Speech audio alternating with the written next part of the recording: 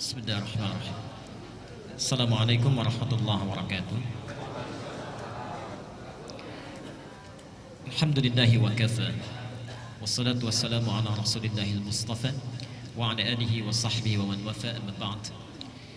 Ikhwani wa akhawati ahbaballahi wa rasulihi sallallahu alaihi wasallam, usi nafsi wa iyyakum bitaqwallahi faqad fazal muttaqun fala tamutunna illa wa antum muslimun.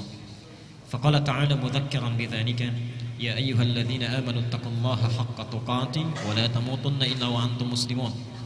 Wa qala ya ayyuhan nasu ittaqu rabbakum alladzi khalaqakum min nafsin wahidah wa khalaqa minha zawjaha wa batha minhuma rijalan katsiran wa nisaa'a wattaqullaha alladzi tasaaluna bihi wal arham innallaha kana 'alaikum raqiba. Sahabat-sahabat Al-Ihsan dimanapun Anda semua berada, baik yang menyaksikan kajian ini melalui Ihsan TV di tayangan YouTube, ataupun Bapak Ibu sekalian, sahabat-sahabat yang hadir di kesempatan kajian duha ini, saya ingin mengajak mari kita bersama-sama mengawali kajian duha kita ini dengan bersama-sama bersyukur kepada Allah Subhanahu wa taala bahwa kita masih diberikan kesempatan oleh Allah Subhanahu wa taala dalam nikmat sehat, kekuatan iman dan taufik untuk hadir di rumah Allah ini langsung mengikuti kajian duha ini untuk mendekat kepada Allah Subhanahu wa taala dengan penuh keikhlasan. Kita bermohon semoga amalan kita hari ini dicatat sebagai bagian amal soleh yang akan menjadikan dan memberatkan timbangan mizan kita di akhirat nanti. Bapak Ibu sekalian, bila kita menjadikan kegiatan ini sebagai amal soleh, sekiranya apa janji Allah yang sudah disampaikan dalam Al-Quran? Saya mohon maaf ya, ini saya sampaikan untuk memperbaiki niat kita dulu. Jangan-jangan ada di antara kita yang hadir ke masjid ini hanya sekedar ingin bertemu dengan kawannya, sekedar ingin bertemu dengan teman-temannya, ingin tahu ustadznya, ingin bertemu dengan teman kerabatnya.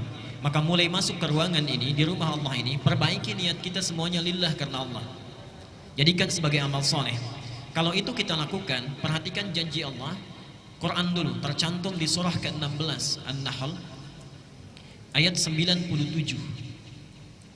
Quran surah An-Nahl surah ke-16 ayat 97. Man 'amila shalihan min dzakarin aw untha wa huwa mu'minun falanuhyiyannahu hayatan thayyibah. Subhanallah. Siapa saja yang beramal saleh, melakukan satu amalan kebaikan karena Allah, baik lelaki ataupun perempuan, yang amalnya didasari karena iman kepada Allah Subhanahu wa taala, bukan karena yang lain. Perhatikan janji Allah, itu langsung menggunakan huruf fa, bukan waw, bukan thumma, tapi fa.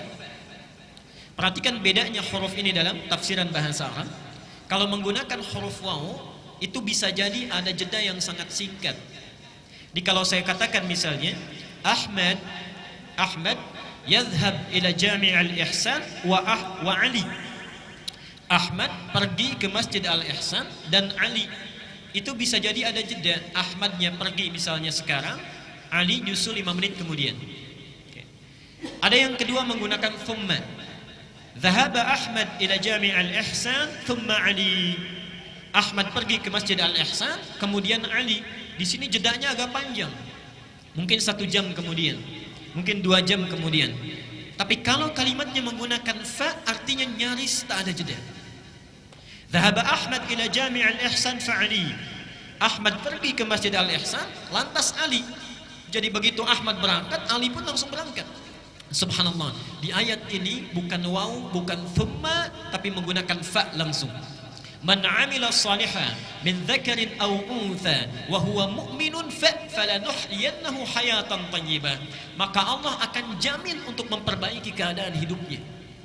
Subhanallah. Allah akan perbaiki keadaan hidupnya, bukan hayah biasa tapi hayatan thayyibah, dijadikan lebih baik dalam pandangan Allah Subhanahu wa taala.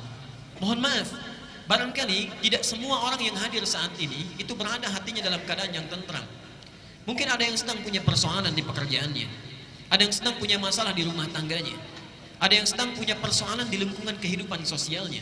Allah berjanji dalam ayat ini, siapa yang beramal soleh diniatkan karena Allah, maka keadaan apapun yang sedang dia rasakan, Allah akan rubah menjadi lebih baik dalam pandangannya.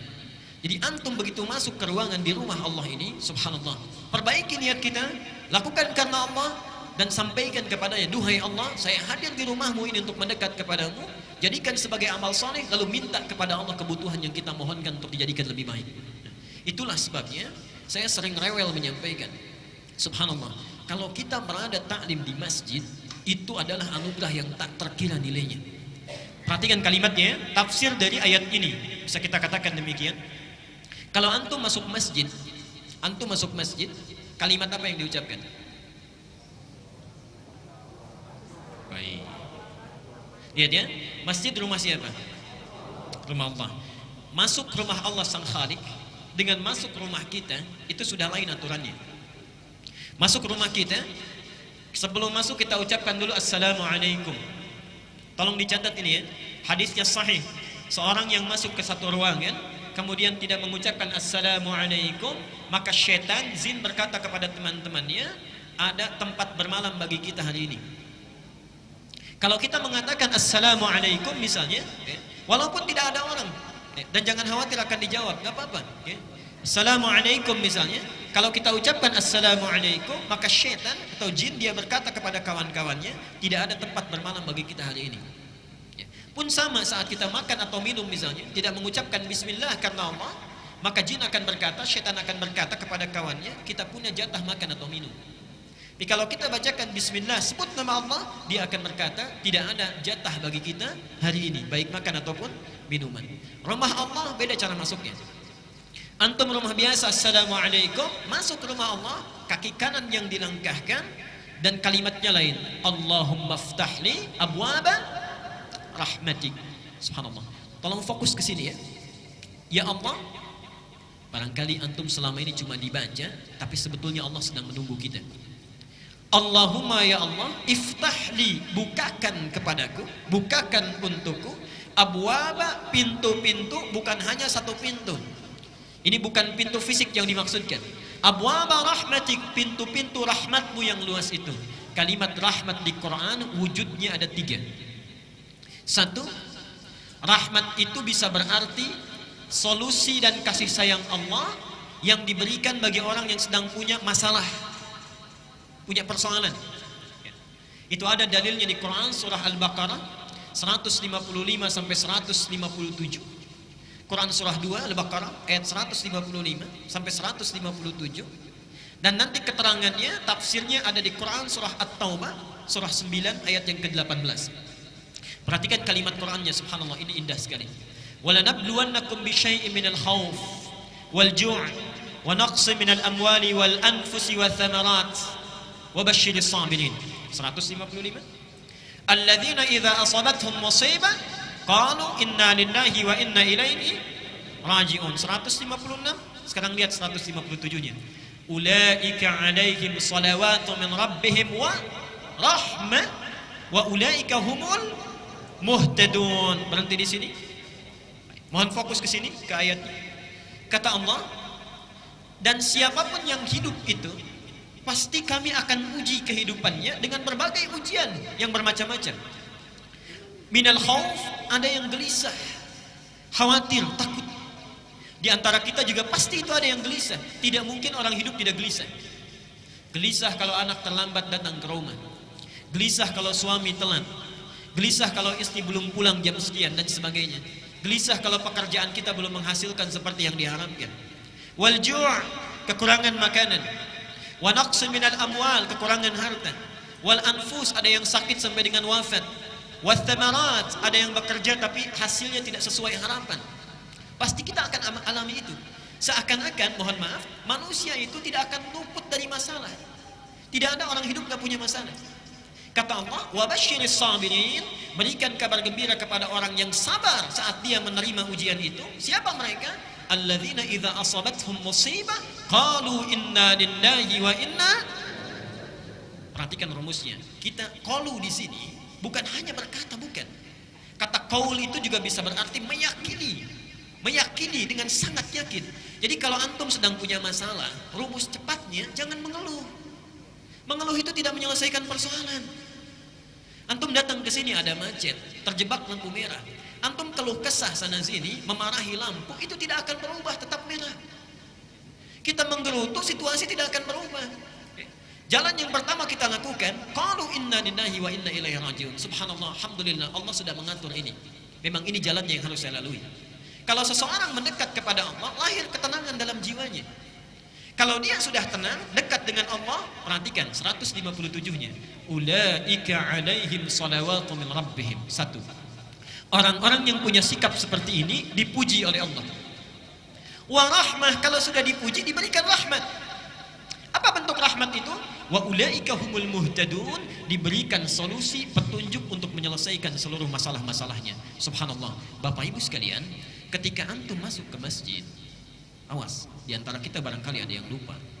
Dibuka pintunya, mengucapkan Allahumma ftahli abwaaba rahmatik, bukakan pintu-pintu rahmatmu ya Allah. Ayat ini seakan-akan memberikan kesan Allah sedang menunggu kita punya persoalan apa.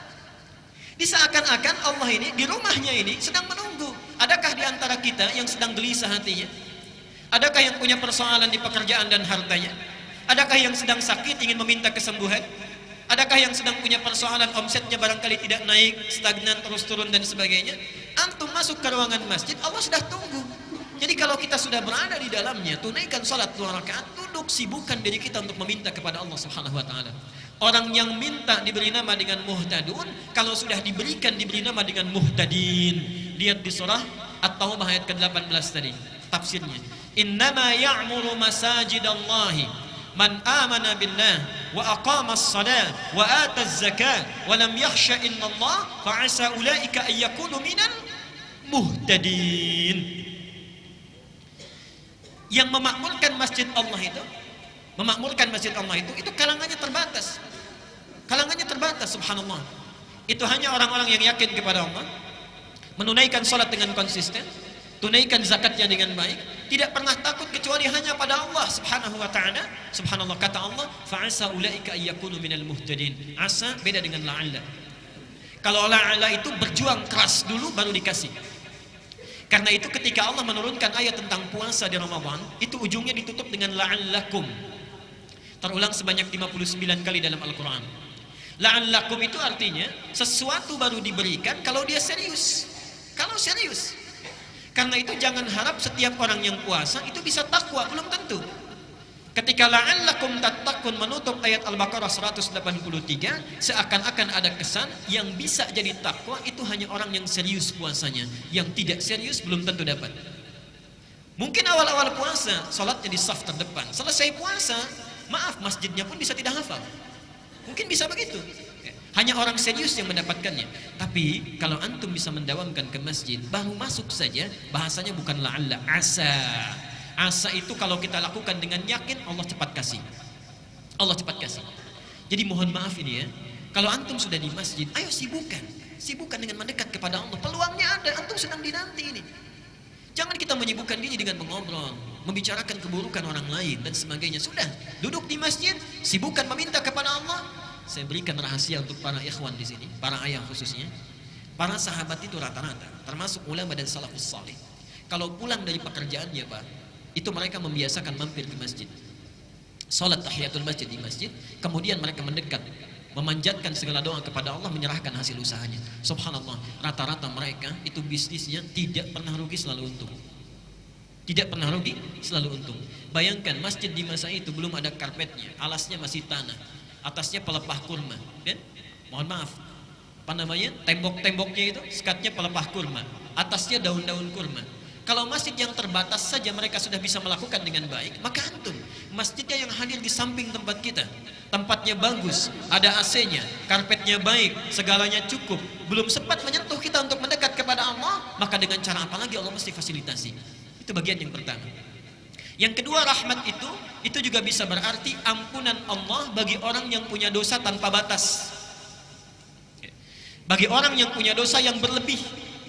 Quran surah 39 ayat 53, Az-Zumar. Quran surah 39 ayat 53. Qul li'ibadiyalladzina asrafu ala anfusihim la taqnatu min rahmatillah. Katakan Muhammad kepada hamba-hambaku yang berbuat dosa dengan israf. Israf itu berlebihan. Jadi kalau ada orang minum 1 gelas, yang ini 8 gelas. Ini makan 1 piring, yang ini 4 piring. Ini belanja sesuai kebutuhan, ini setiap yang dilihat harus dibeli kalau perlu ngutang. Itu israf namanya. Ada orang israf berbuat dosa. Yang ini cuma gosip, yang ini bohong, yang ini mencuri, yang selanjutnya itu semuanya dilakukan. Gosip iya, bohong jalan, mencuri dilakukan. Terpikir dia untuk tobat, datang ke rumah Allah misalnya, dibuka pintu masjid, langkahkan kaki kanan, diucapkan Allahumma ftah li abwaaba rahmatik. Berlaku ayat ini, la taqnatu min rahmatillah, jangan putus asa dari rahmat Allah. Ketika antum masuk ke sini, seakan-akan itu Allah sedang menunggu. Kalau bahasa bebasnya, Anda merasa punya salah apa? Punya dosa apa? Dan saya sangat punya keyakinan tidak ada di antara kita yang bebas dari dosa. Tidak ada. Bahkan kadang-kadang dalam ngaji pun kita masih ada dosanya. Karena itu ketika antum masuk, manfaatkan, minta mohon ampunan kepada Allah. Dan yang terakhir, rahmat itu juga bisa berarti karunia Allah yang berlimpah tanpa batas. Di dunia disebut dengan Rahman, di akhirat disebut dengan Rahim. Dan itu kita mintakan minimal 17 kali dalam sehari. Setelah Alhamdulillahirabbil alamin, apa yang kita baca? Ar-Rahmanir Rahim. Jadi mohon maaf, sunnahnya nanti dengan siapapun antum mengaji, kalau sudah masuk masjid, minta kepada Allah kemuliaan, Allah sedang menunggu, langsung sibukkan. Kalau kita tidak meminta kebaikan dari persoalan kita, minta diselesaikan. Yang kedua, minta ampunan dari dosa yang kita miliki. Dan yang ketiga, antum punya persoalan apapun dunia, mohonkan rahmat Allah Subhanahu wa taala. Semoga Allah memberikan kebaikan kepada kita dengan itu. Baik. Bapak Ibu sekalian, khususnya hari ini saya mohon kepada Bapak Ibu sekalian, perbanyak amal soleh kita. Jangan hanya dengan ta'lim saja. Pulang ke rumah, tingkatkan amal yang lainnya, jamaahnya, salatnya, tilawah Qur'annya. Kenapa? Karena nanti kita akan buka kajian kita ini dengan menyampaikan hadis Nabi Muhammad SAW tercantum di Sahih Al-Bukhari nomor hadis 518. Dan isi hadis ini hanya akan datang setahun sekali. Antum, saya, kita semua belum tentu bisa hidup sampai tahun depan. Kalau sudah sadar tidak mungkin hidup sampai tahun depan, belum tentu masanya, maka yang ada di hadapan kita jangan disia-siakan. Apa bunyi hadisnya? An Ibnu Abbas radhiyallahu anhuma.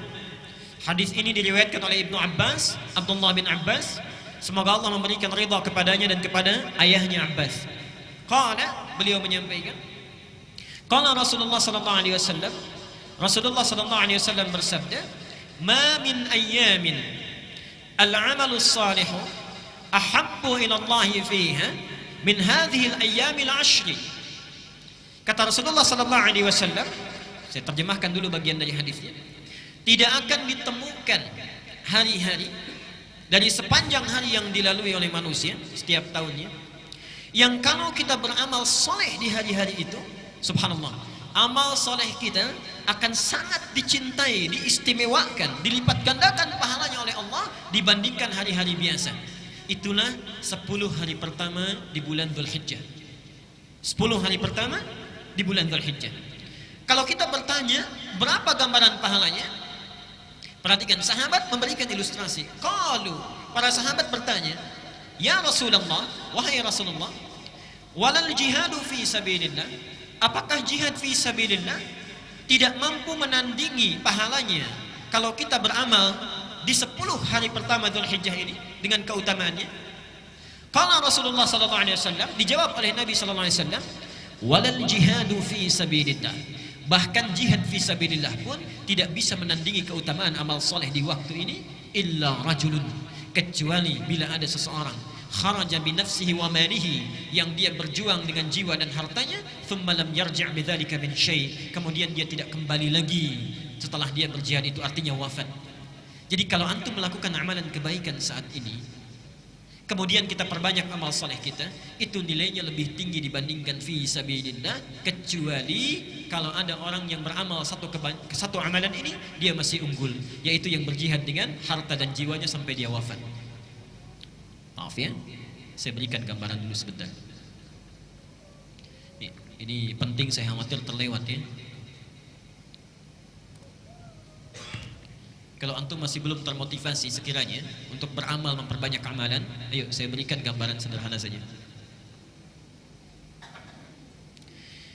Sekarang masing-masing tanyakan pada diri kita, berapa usia kita? Oke? Dijawab masing-masing saja. Saya tahu rata-rata 17 tahun ke atas. Oke. Misal, ambil rata-rata 40 tahun. Penelitian menunjukkan, dan sering saya sampaikan ini, setengah usia manusia itu dipakai tidur. Dipakai tidur. Jadi kalau orang usia 40 tahun, yang tidur berapa tahun? Sisanya beraktivitas. Baik. Makannya, minumnya, salatnya, ngobrolnya, bekerjanya, termasuk maksiatnya ada di sini. Maaf, kalau antum wafat hari ini, misal detik ini pas misalnya wafat kita, baik. Kira-kira rumah kita yang kita bekerja keras puluhan tahun untuk dibangun itu dibawa tidak? Tidak, baik. Mobil dibawa? Handphone? Baik. Kalau tidak, diinfakkan aja di sini ya, supaya bisa ditukar nanti. Baik. Amal soleh ya. Yang dibawa apa? Amal soleh. Ibadah kan? Baik, ibadah. Saya mau tanya, dari 20 tahun beraktivitas, yang jadi ibadah berapa tahun?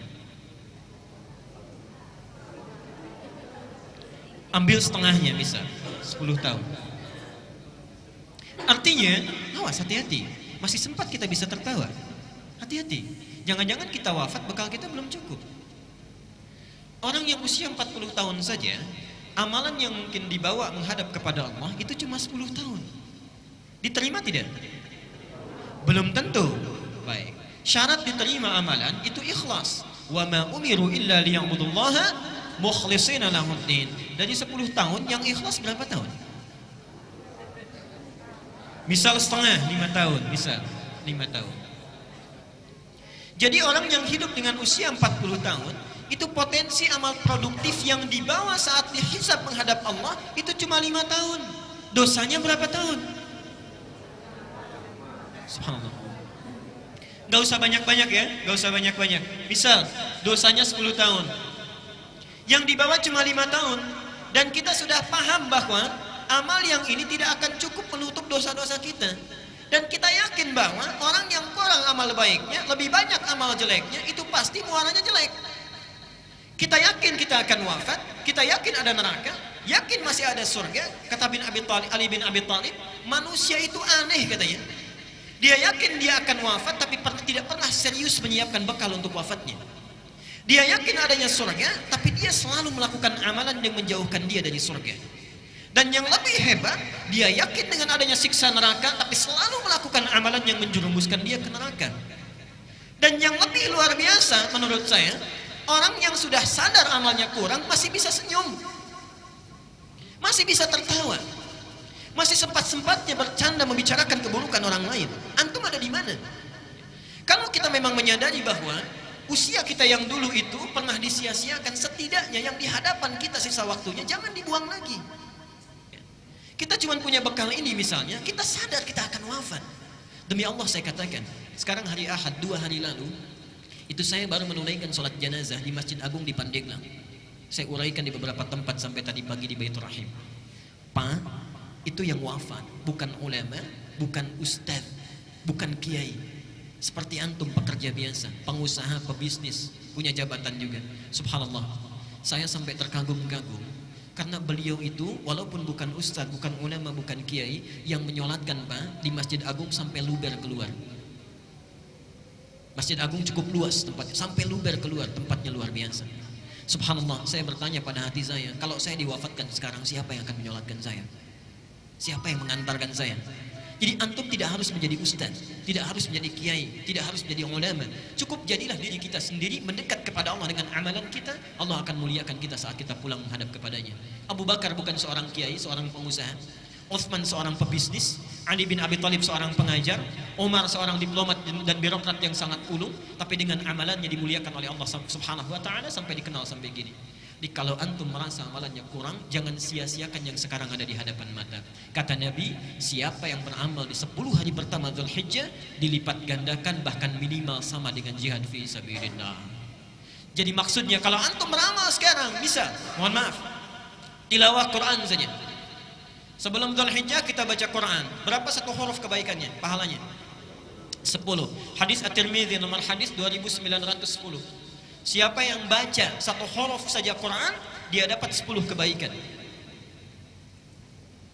Tapi kalau kita baca Quran di 10 hari pertama Dzulhijjah ini, subhanallah, berlaku kaidah dalam hadis, kalau disebutkan jumlahnya secara real, itu berarti batas minimalnya.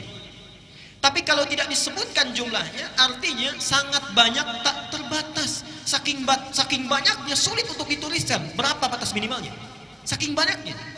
Karena itu saya mohon, maaf, yang sebelum hari ini jarang baca Quran, boleh sekarang coba baca. Sebelum ini cuma 1 halaman, tingkatkan 1 lembar. Sebelum ini infak misalnya ada infak 10.000, sekarang tingkatkan 15.000 misal. Sebelum ini jamaahnya yang para ayah cuma 2 waktu saja, sekarang 5 waktu. Dan seterusnya.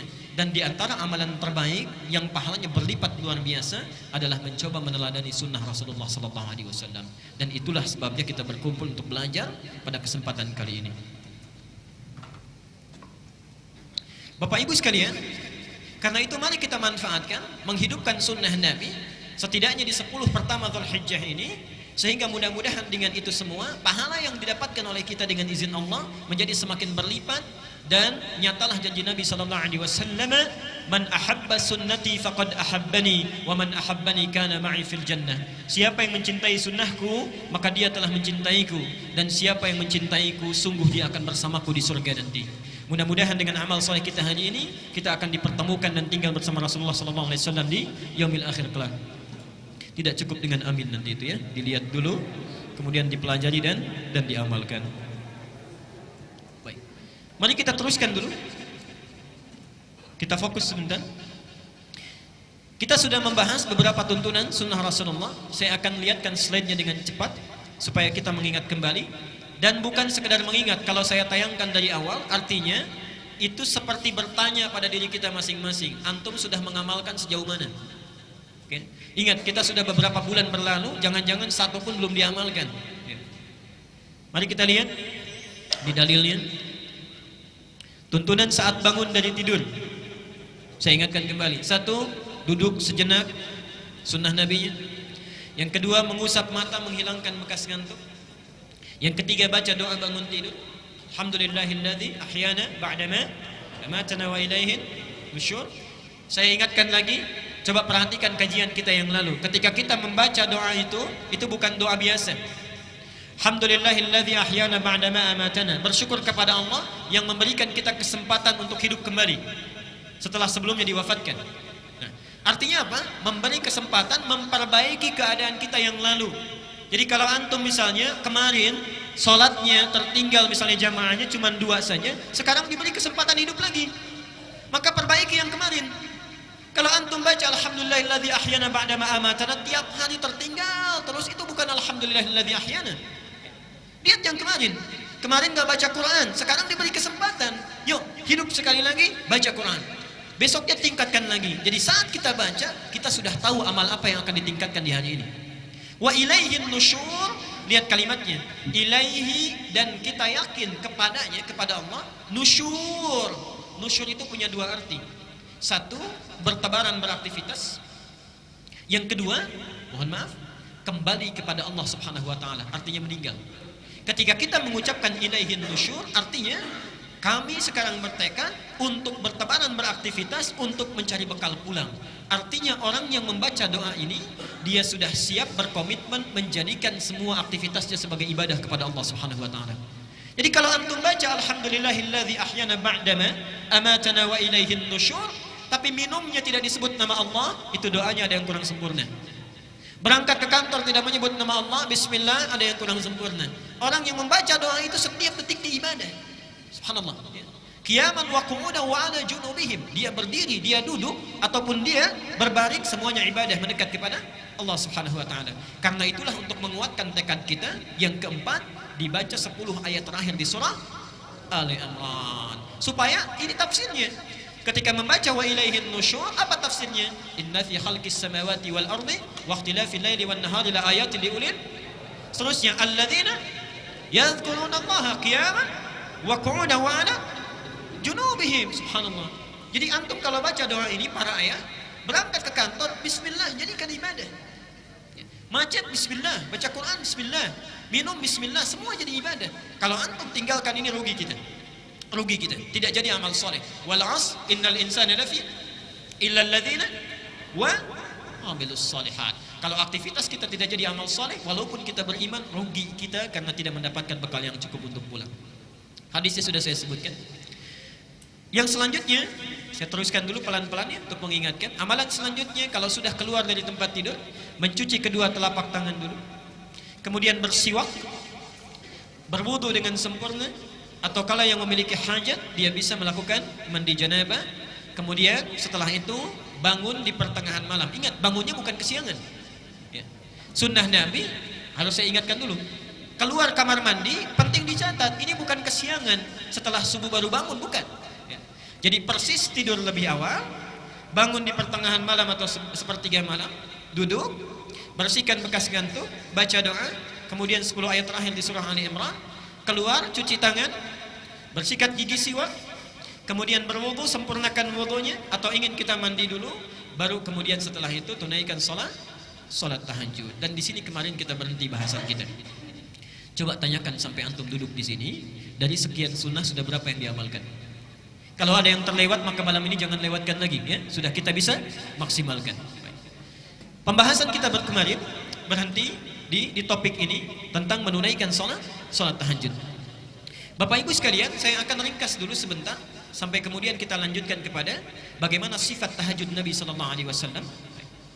Yang pertama, Nabi sallallahu alaihi wasallam memberikan pesan yang sangat kuat kepada kita agar sedapat mungkin dalam setiap aktivitas kehidupan kita, sedapat mungkin bisa menunaikan salat tahajud di pertengahan malam. Bisa menunaikan salat tahajud dalam pertengahan malam sampai dengan sepertiganya. Baik. Kenapa ini penting dilakukan? Walaupun hukumnya itu tidak berhukum wajib.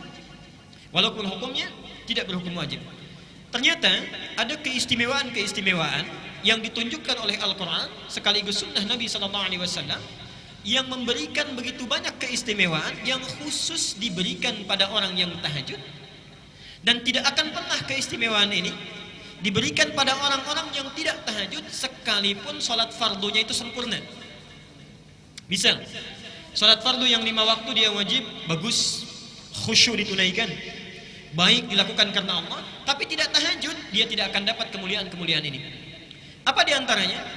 Satu, Rasulullah menyampaikan dalam hadis riwayat Muslim nomor hadis 1163. Beliau menyampaikan, afdalus salati ba'dal fariidati salatul laili. Afdalus salati, salat yang paling utama ba'dal fariidati, setelah salat fariidah itu, maksudnya yang 5 waktu, dari mulai subuh, zuhur, asar, maghrib kemudian isya, itu yang paling utama, yang paling bagus salatul laili, salat yang ditunaikan pada malam hari, yaitu yang dimaksud salat tahajud. Jadi sifatnya saja sudah disebut oleh Nabi sebagai salat yang sangat utama. Satu. Yang kedua, apa rincian dari keutamaan ini? Mari kita lihat pelan-pelan. Satu, disebutkan oleh Allah dalam Al-Quran surah 73 Al-Muzammil. Surah Al-Muzammil, kemarin pernah kita bahas ayat yang ke-6, inna nasyi'atal laili hiya asyaddu wat'aw wa aqwamu qila. Satu, ini kata Quran, sifat kekhusyuannya saja, sifat kekhusyuannya, salat malam itu kalau ditunaikan akan lebih khusyuk, lebih menyentuh ke dalam jiwa dibandingkan dengan salat yang ditunaikan di siang hari. Subhanallah. Inna nasyi'atal laili, sungguh bangun malam itu, hiya asyaddu wat'aw wa aqwamu qila, dia akan lebih menyentuh ke dalam jiwa, wa aqwamu qila, dan memberikan semangat yang kuat tatkala kita menyebutkan berbagai permohonan kepada Allah. Tolong jeli ya, jeli membaca ayat ini. Silahkan dibuka ayat 7 sampai 8-nya. Dibuka ayat 7 sampai 8-nya. Ya ayyuhal muzammil qumil laila illa qalila nisfahu wa inqus minhu ila qalila wazid alaihi warattilil qur'ana tartila. Baik ya. Inna sanulqi 'alaika qawlan thaqila inna nasyi'atal laili hiya ashaddu wat'aw wa aqwamu qila. Sekarang lihat ayat 7-nya. Innalaka fin nahari sabhan tawila. Saya berikan rahasianya di sini ya. Yang buka mushaf, saya tidak tuliskan di sini. Yang bawa mushaf, coba dibuka juga tafsirnya surah Al-Insan, Al-Insan ayat 26. Bukan Al-Ihsan ya, karena nggak ada Al-Ihsan di Quran. Al-Insan. Al-Insan ayat 26.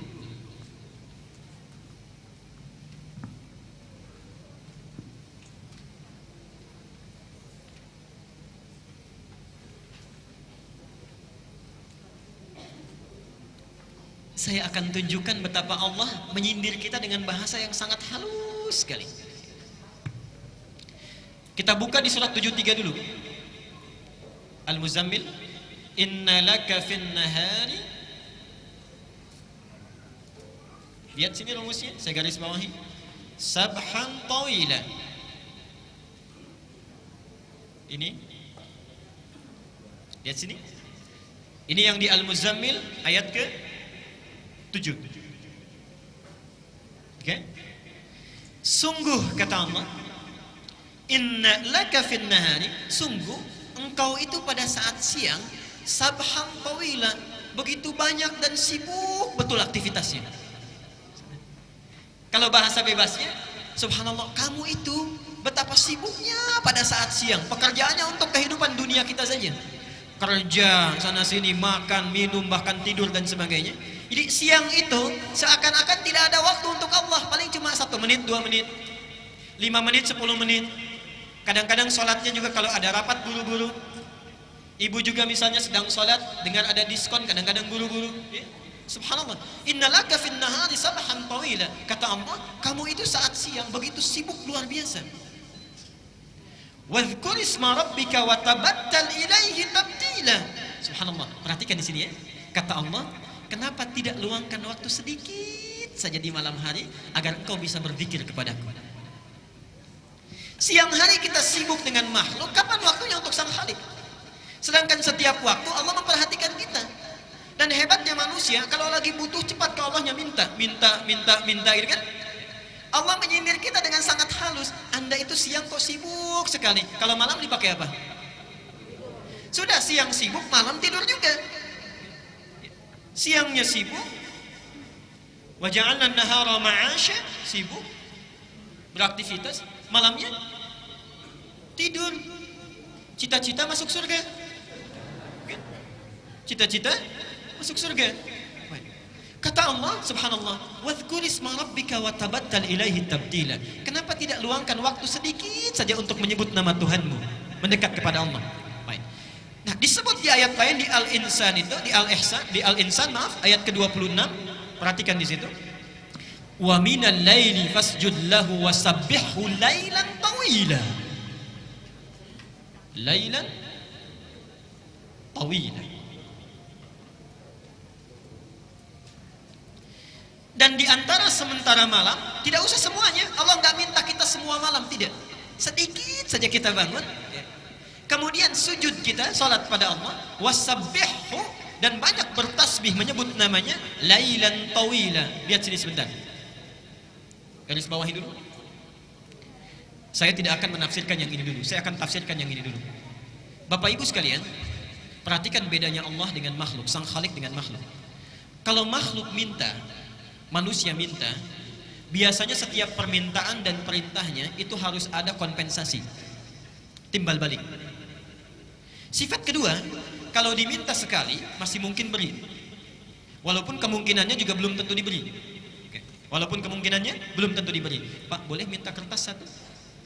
Mungkin diberi. Boleh minta handphonenya? Belum tentu diberi, baik kan? Belum tentu diberi. Minta sekali diberi, kedua kali belum tentu diberi, 3 kali bisa marah.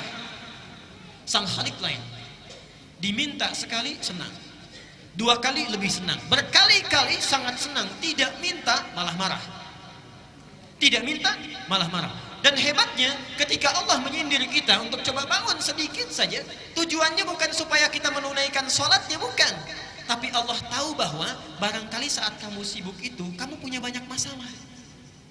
Subhanallah. Ini sindiran sangat halus sekali, seakan-akan dengan sifat rahmatnya. Hai hambaku, barangkali engkau saat sibuk di siang hari, waktu kamu itu padat, barangkali punya masalah. Coba bangun sedikit saja, saya selesaikan masalah yang kamu miliki pada saat siang itu. Apa masalahnya? Coba lihat. 1, lihat kata Allah pahalanya Al-Isra ayat 79 sampai 82. Saya cepat, saya uraikan pertemuan yang lalu. 1, Wa minal laili fatahajjad bihi nafilatan laka asa satu ayyab'atsaka rabbuka maqaman mahmuda. Allah akan angkat derajat, karir, pekerjaan orang yang punya masalah ditempatkan di karir terbaik. Seakan-akan saat malam antum sibuk kalau bekerja siang hari, malam itu ditunggu. Ada nggak yang punya masalah di pekerjaannya? Wa qur rabbi adkhilni mudkhala sidqin. Ya Allah, mohon bimbing kami memulai pekerjaan ini dengan baik. Orang yang tahajudnya itu bangun dia ditunaikan, maka Allah akan bimbing dia mengawali aktivitasnya dengan bimbingan terbaik. Wa akhrijni mukhraja sidqin. Subhanallah. Kalau dia memiliki kesulitan dimanapun itu, misal di pekerjaan, misal di rumah, misal dalam kehidupan harian, itu dibimbing oleh Allah, dilepaskan dari segala persoalan yang dialami. Waj'alni min ladunka sultanan nasira. Kalau diganggu oleh orang lain, langsung Allah yang menolongnya. Pak Ibu sekalian, kita ini aneh. Kita merasa punya kesulitan, Allah sedang menunggu kita, tapi kita abai. Padahal ketika Allah minta kita bangun, nggak usah banyak-banyak, sedikit saja. Saya tahu kamu sibuk nanti siang hari. Bangun sebentar saja. Kalau kamu bangun, silahkan punya persoalan apa, saya selesaikan setiap persoalan yang engkau bawa saat siang itu. Kalau orang sudah merasa kenikmatan dengan tahajud, maka sifatnya akan lain. Dia satu kali bangun misalnya, diberikan oleh Allah anugerah tahajud, ada kenikmatan di dalamnya, dipuji oleh Allah, mendapatkan keutamaan kebaikan. Ketika kenikmatan dunia saja sudah dirasakan, subhanallah, lihat. Wa qul ja'al haqqu wa zahaqal batilu innal batila kana. Begitu tahajud dia diberikan janji Allah dengan pasti, yakin di situ. Dia katakan, benar ternyata janji Allah.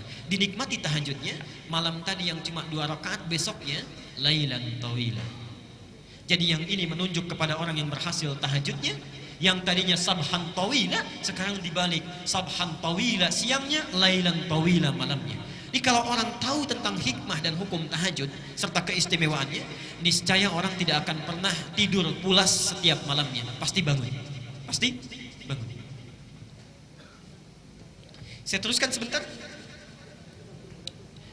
Yang selanjutnya, orang tahajud itu, satu, disebut sifat sholatnya akan lebih khusyuk. Yang kedua, mendapat anugerah kebaikan saat di dunia.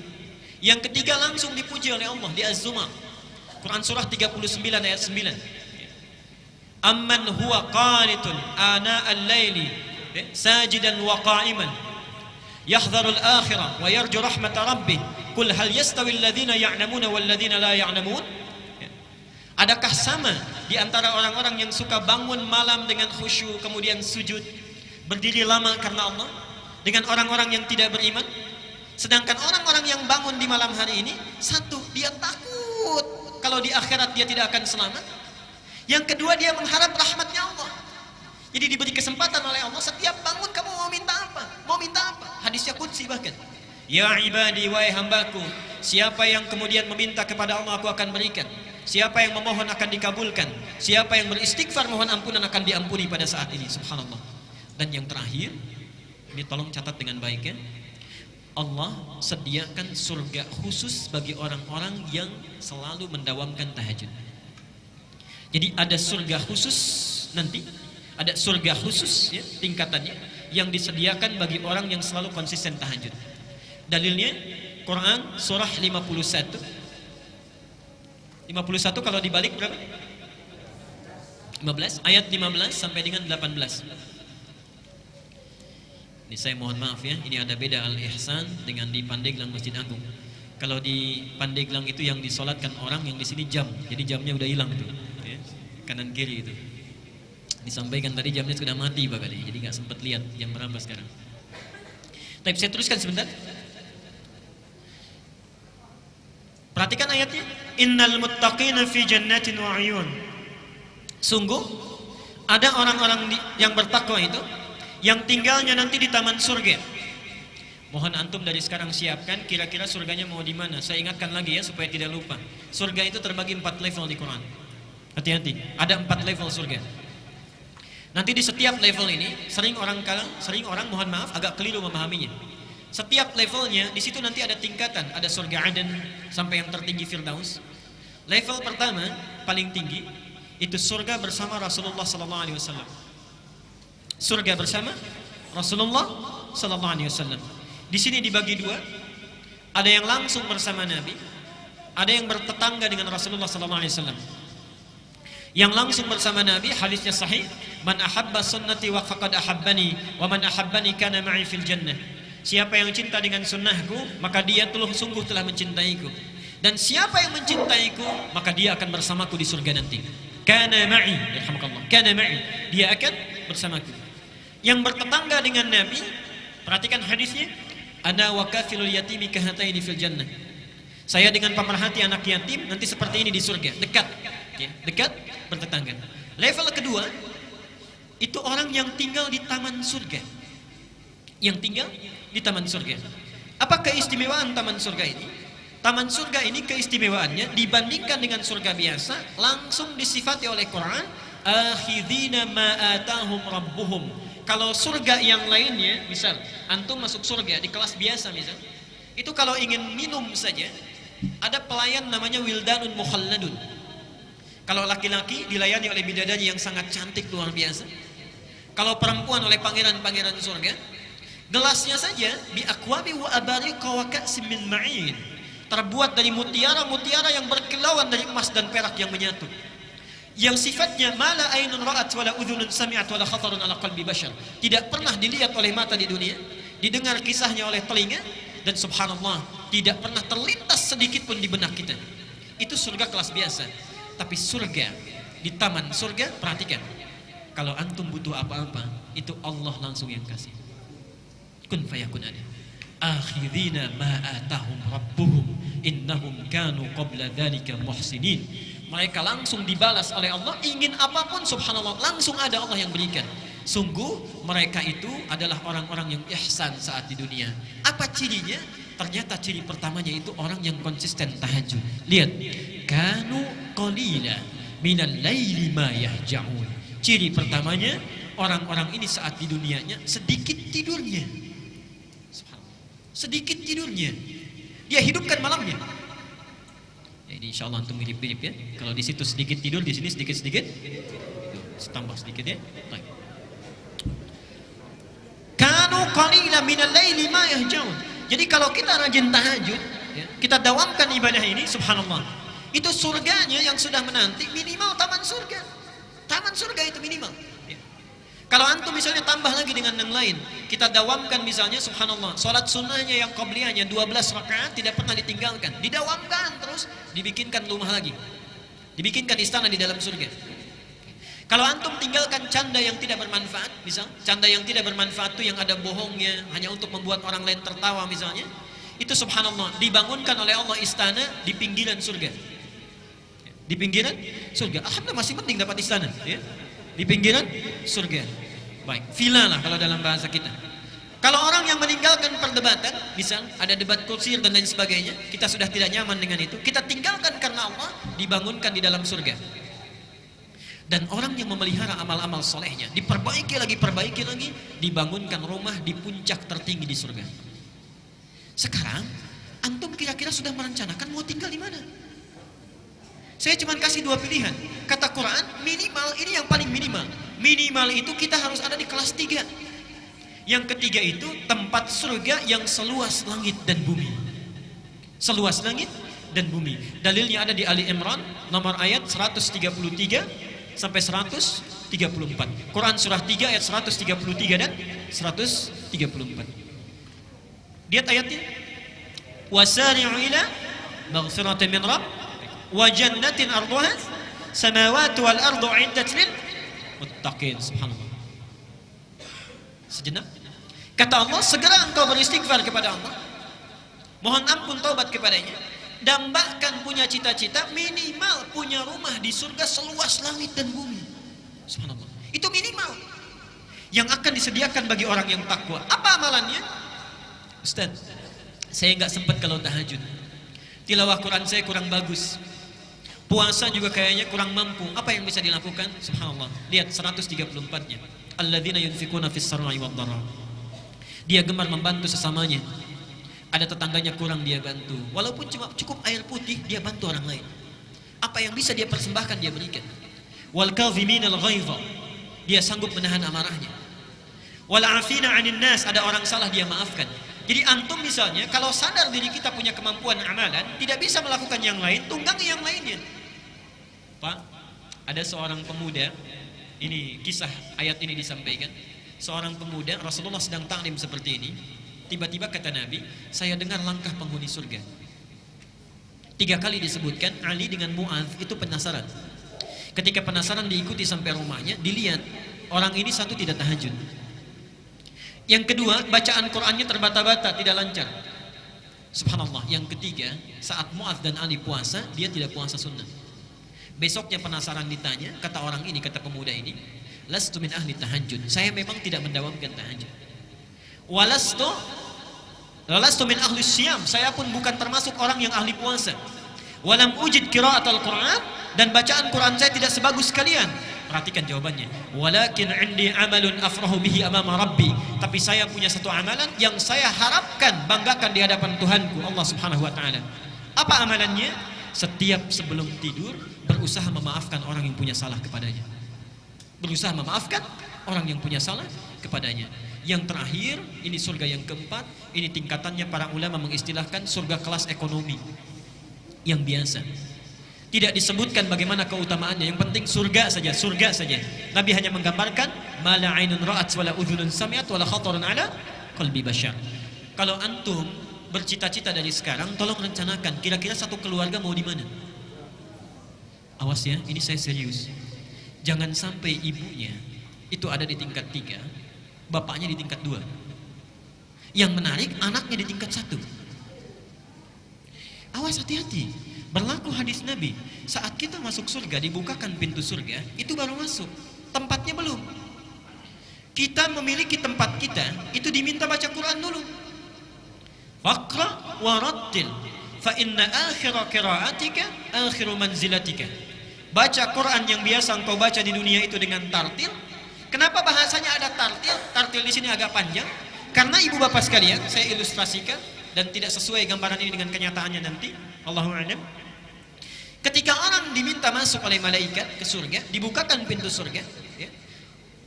Salamun alaikum bima sabartum. Selamat, Anda bisa masuk surga dengan sabar, karena sabar saat di dunia. Udkhuluha bisalamin aminin. Silahkan masuk dengan tentram. Baru masuk. Saat akan naik ke tempatnya di surga, diminta baca Quran dengan tartil. Kenapa bahasanya itu agak lambat kemudian tartil? Subhanallah. Karena orang saat naik ke surga, baru satu tingkat melihat keindahan yang luar biasa. Seakan-akan dia tidak mau cepat-cepat, ingin dilihat dulu, naik lagi, naik lagi. Fa inna akhira qiraatika akhiru manzilatika. Di akhir bacaan kita, disitulah kita tinggal. Disitulah kita tinggal. Mohon maaf, digambarkan dalam riwayat, banyak orang yang menyesal masuk surga. Orang menyesal masuk neraka, wajar. Tapi masuk surga, ada sesuatu yang aneh. Kenapa menyesal? Yang satu ketika naik, baca biasa 10 ayat, temannya 20 ayat. Begitu berhenti di situ, temannya naik ke atas. Yang satu 30 ayat, temannya naik ke atas. Yang satu lebih tinggi lagi. Awas, jangan-jangan anak antum hafal Quran, antum biasanya baru 10 ayat. Ibunya baru 30 ayat. Anaknya sudah di atas, orang tuanya masih di bawah. Sedangkan Allah menawarkan saat kita di dunia, surah 53 ayat 21. Allah menyediakan satu surga untuk keluarga besar. Walladzina amanu wattaba'athum dzurriyyatuhum biimanin alhaqna bihim dzurriyyatahum. Dan para orang tua yang beriman, kalau diikuti oleh anak cucunya baik seluruhnya, maka kami akan himpun mereka di satu tempat di surga langsung. Satu tempat di surga. Baik.